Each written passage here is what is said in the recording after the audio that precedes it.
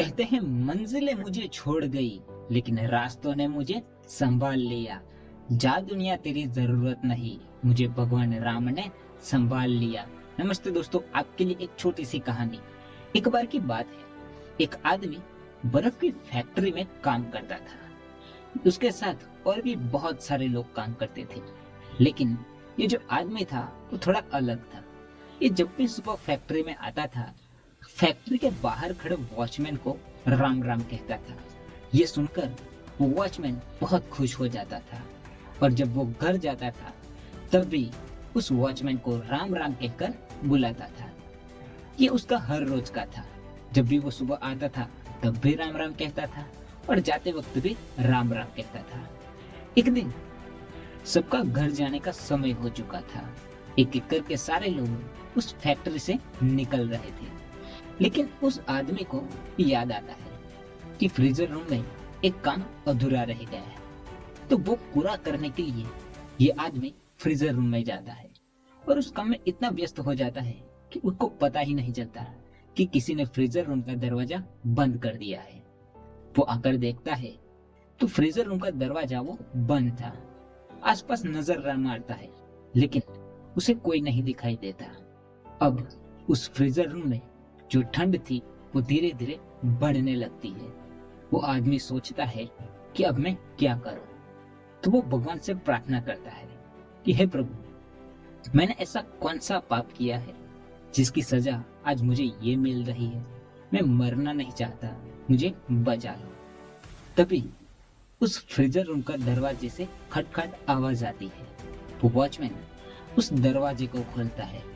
वो देखता है कि ये जो आदमी था वो ठंड के मारे अकड़ गया था, वो हिल भी नहीं पा रहा था। तो वो उसे बाहर निकालकर हीटर के पास लेकर जाते हैं। अब थोड़ी देर बाद नॉर्मल हो जाने के बाद वो आदमी उस वॉचमैन का धन्यवाद कहता है कि आपका बहुत बहुत धन्यवाद, आपने मेरी जान बचा ली। वो आदमी पूछता है कि आपको कैसे पता चला कि मैं इस फ्रीजर रूम में हूँ। तो वो वॉचमैन कहता है कि आप जब सुबह आए थे आपने मुझे राम राम कहा था, लेकिन घर जाते वक्त मुझे ये सुना ही नहीं दिया। मुझे लगा अब कोई काम में व्यस्त होंगे, तो मैंने थोड़ी देर इंतजार किया, लेकिन काफी देर हो गई, आप आए नहीं। तो मैं खुद उस फैक्ट्री में ढूंढने लगा। चारों तरफ देखा, आप नहीं मिले। आपका फोन दिखा तो मुझे लगा कि आप इस फैक्ट्री में ही हो। अब फ्रीजर रूम का दरवाजा देखना बाकी था, तो मैंने वो खोला तो आप वहां पर पकड़ गए थे। तो मैंने आपको एक हीटर के पास लाकर बिठा दिया। वो आदमी बहुत ही खुश हो जाता है, कहता है आपका बहुत बहुत धन्यवाद, आपने मेरी जान बचाई है।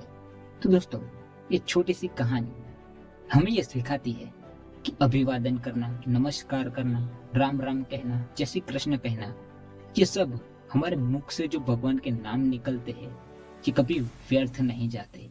वो कहीं ना कहीं भी किसी ना किसी रूप में हमारे सामने आ ही जाते हैं। इसलिए हमेशा भगवान का नाम लेते रहिए, क्योंकि उनका नाम कभी व्यर्थ नहीं जाता। तो दोस्तों, आई होप कि एक छोटी सी कहानी से आपको कुछ तो सीखने को मिला होगा।